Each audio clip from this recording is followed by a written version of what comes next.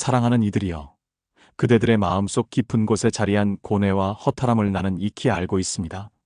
어찌하여 그대들의 마음이 이토록 무겁고 가슴 한쪽에는 한없는 허전함이 가득한 것일까요? 늘 다른 이를 먼저 생각하고 가진 것을 아낌없이 나누어 주며 세상의 모든 선함과 자비로움으로 살아가려 애썼음에도 불구하고 정작 돌아보니 그대들의 곁에는 진심으로 그대들을 아끼고 헤아려 주는 이는 없고 오직 필요할 때만 그대들을 찾는 사람들뿐이라 탄식하고 있지는 않은가요? 마치 거울에 비친 자신의 모습을 보는 듯한 그 쓸쓸함과 좌절감은 비단 그대들만의 것이 아님을 먼저 말씀드립니다. 오랜 옛 성현들의 가르침에도 이르기를 퍼주고 뺨 맞는다는 말이 어찌 빈말이겠습니까? 이는 세월을 넘어 전해 내려오는 깊은 지혜가 담긴 경고의 메시지입니다. 사람에게 지나치게 잘해주고 자신의 한계를 넘어서까지 베푸는 행위는 오히려 그대들 삶의 귀한 복을 스스로 떠나가게 만드는 냉혹한 진리가 숨어 있습니다. 오늘은 그 이유 6가지를 부처님의 가르침에 비추어 함께 깊이 헤아려 보고자 합니다. 이 6가지 이치를 명확히 깨달아 그대들의 삶에 진정한 평화와 행복이 깃들기를 바랍니다. 첫째, 상대방이 당신의 고마움을 잊고 모든 것을 당연하게 여기기 시작합니다. 처음에는 당신의 한없는 친절과 깊은 배려에 진심으로 고마워하던 사람들도 그 호의가 쉼없이 반복되고 일상화되면 어느새 그것을 자신들의 당연한 권리이자 마땅히 받아야 할 것으로 착각하게 됩니다. 마치 하늘에서 매일 비가 내리면 그 비의 고마움을 잊고 잠시 비가 오지 않으면 오히려 불평하는 농부의 마음과 같습니다. 조금이라도 당신이 소홀해지거나 혹은 당신의 사정으로 인해 평소처럼 베풀지 못하는 상황이 오면 그들은 즉시 서운해하고 심지어는 당신을 원망하는 마음까지 품게 됩니다. 이러한 상황은 그대들의 선의를 깎아내리고 결국은 그대들의 마음을 상하게 할 뿐입니다. 부처님께서는 이러한 인간의 미망과 집착의 마음을 이미 꿰뚫어 보셨습니다. 일체의 집착과 갈망은 고통으로 이어진다고 가르치셨듯 받는 것에 대한 맹목적인 집착 또한 그러합니다. 당신의 무한한 베풀미 그들에게는 감사함이 아닌 당연히 누려야 할 권리가 되어 끝없는 요구와 사소한 불평 그리고 실망으로 돌아올 때 그것은 당신의 마음뿐 아니라 그들의 마음에도 번뇌와 어리석음의 씨앗을 뿌리게 됩니다. 이렇듯 과도한 친절은 때로 상대방의 어리석음을 키우는 결과를 초래할 수 있습니다. 지혜로운 베풀문 상대방의 자립심을 잃게 하지 않고 그들 스스로 고마움을 알고 보답하려는 마음을 일으키게 합니다. 둘째, 당신을 만만하고 쉬운 사람으로 보게 됩니다. 거절하지 못하고 모든 것을 다 맞춰주는 당신의 모습은 상대방의 무의식 속에 이 사람은 아무렇게나 대해도 되는 존재, 나의 요구를 언제든 들어줄 하찮은 존재라는 그릇된 인식을 심어주게 됩니다. 처음에는 조심스럽고 공손하던 그들의 태도도 시간이 지날수록 점점 무례하고 경솔해지며 심지어는 당신을 함부로 대하고 당신의 마음을 짓밟는 언행까지 서슴지 않게 됩니다. 당신은 그저 그들의 편의를 위한 도구처럼 여겨질 수도 있습니다.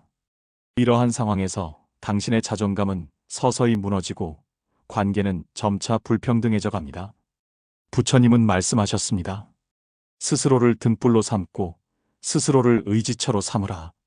이는 곧 자신을 존중하고 자신의 내면을 굳건히 지키라는 가르침입니다.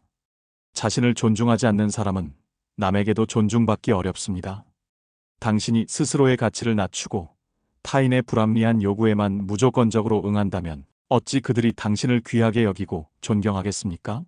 스스로를 귀하게 여기는 마음, 즉 자아 존중감이 바로 타인에게도 존중받을 수 있는 시작이 됩니다.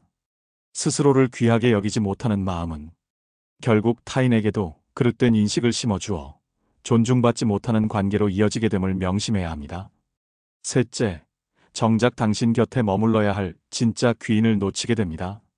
마치 뱀처럼 당신의 생명력과 에너지를 빨아먹는 에너지 뱀파이어 같은 사람들에게 당신의 소중한 기운을 모두 뺏기느라 정작 당신의 삶에 진정한 빛이 되어줄 소중하고 귀한 인연들을 챙길 여력이 사라집니다. 당신의 관심과 사랑, 시간은 한정되어 있는데 그것을 무분별하게 소모해버린다면 진정으로 그 가치를 알아보고 당신에게 긍정적인 영향을 줄 수 있는 이들에게는 아무것도 줄 수 없게 됩니다. 그렇게 되면 그들은 말없이 조용히 당신 곁을 떠나 당신은 홀로 남겨지는 쓸쓸함과 고독감을 맛보게 됩니다. 소중한 인연은 기다려주지 않습니다. 이 인연의 소중함에 대해 부처님께서는 여러 경전에서 거듭 강조하셨습니다. 모든 인연은 귀한 것이지만 특히 선한 인연은 서로에게 이롭고 서로를 성장시키는 힘을 가집니다. 반면 악한 인연은 서로에게 고통과 번뇌를 가져다 줍니다. 당신의 에너지를 고갈시키고 당신의 마음을 병들게 하는 인연들에 묶여 당신의 삶에 진정으로 이로움을 줄 수 있는 소중한 인연들을 소홀히 한다면 그것은 스스로 복을 차버리는 어리석은 행위와 같습니다. 마치 흙탕물 속에서는 아름다운 연꽃이 피어날 수 없듯 나쁜 인연들로 가득 찬 관계 속에서는 좋은 인연이 싹트고 자라나기 어렵습니다. 이 인연을 지혜롭게 선택하고 소중한 인연에는 더 깊은 마음을 기울여야 합니다. 넷째, 당신을 이용하려는 나쁜 사람들만 교묘하게 꼬이게 됩니다. 옛말에 똥파리는 단내를 기가 막히게 맡는다고 했습니다. 이처럼 당신의 과도한 친절과 특히 거절하지 못하는 당신의 성격은 사기꾼이나 당신의 순수한 마음을 이용하려는 교활한 자들에게는 최고의 먹잇감이 됩니다. 그들은 당신의 선량하고 순진한 마음을 교묘하게 파고들어 이용하고 결국 당신에게 깊은 상처와 물질적, 정신적 손실만을 남길 것입니다. 이러한 악의적인 사람들은 당신의 친절을 방패 삼아 자신들의 욕망을 채우려 들 것이고 그로 인해 당신은 큰 고통을 겪게 될 것입니다. 부처님은 연기법을 통해 세상 모든 것이 서로 연결되어 있고 원인과 결과는 필연적으로 이어진다는 진리를 가르치셨습니다. 당신의 행위는 반드시 그에 상응하는 결과를 가져옵니다. 불필요하고 지혜롭지 못한 과도한 친절은 나쁜 인연들을 당신에게로 불러들이는 씨앗이 될 수 있습니다. 지혜롭지 못한 자비는 오히려 자신과 타인에게 해가 될 수 있음을 명심해야 합니다. 맑은 물에는 맑고 깨끗한 생명들이 살고 탁한 물에는 불결하고 해로운 생명들이 꼬이는 법입니다. 당신의 마음을 맑게 하고 지혜로운 선택으로 악한 인연을 멀리하는 것이 중요합니다. 이로움과 해로움을 분별할 줄 아는 지혜가 필요한 때입니다. 다섯째, 당신의 마음 안에 억울함과 화병이 쌓이게 됩니다. 나는 이렇게나 많이 해주었는데 상대방은 왜 나에게 그만큼의 마음을 주지 않는가? 하는 보상 심리가 당신의 마음을 서서히 지배하게 됩니다. 당신의 기대와는 다른 상대방의 무심한 반응에 깊은 실망을 느끼고 점차 억울함이 쌓여 마치 병처럼 당신의 마음을 갉아먹는 화병이 되어 당신의 몸과 마음을 병들게 합니다. 결국 이 모든 것이 당신의 삶의 귀한 복을 해치고 평화로웠던 마음을 앗아가버려 당신을 고통의 나락으로 떨어뜨릴 수 있습니다. 부처님은 집착이 고통의 근원이라고 분명히 가르치셨습니다. 무언가를 주고 대가를 바라는 마음, 즉 보상심리 또한 강한 집착의 한 형태입니다. 기브 앤 테이크를 넘어선 순수한 베풀미 아니라 나중에 받을 것을 기대하며 주는 행위는 진정한 자비가 될 수 없습니다.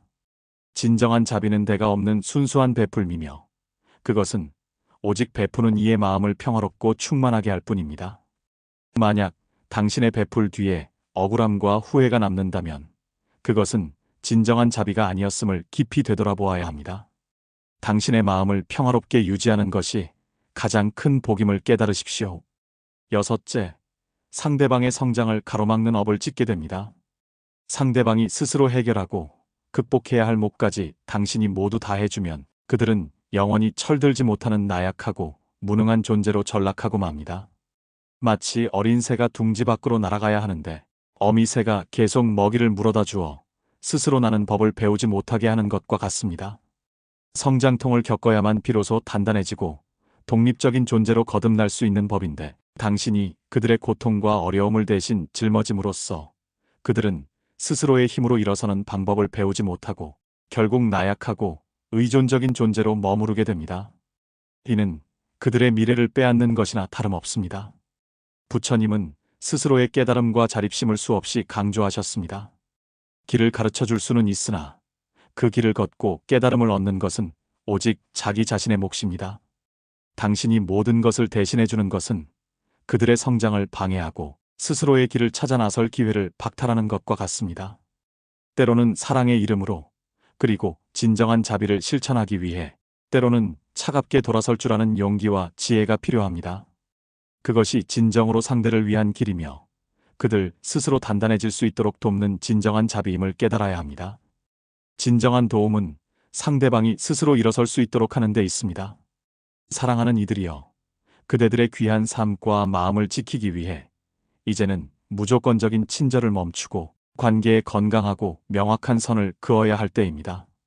이것은 결코 이기심이 아니라 스스로를 존중하고 타인과의 관계를 건강하게 유지하며 궁극적으로는 모두의 성장을 돕는 지혜로운 길임을 명심하십시오.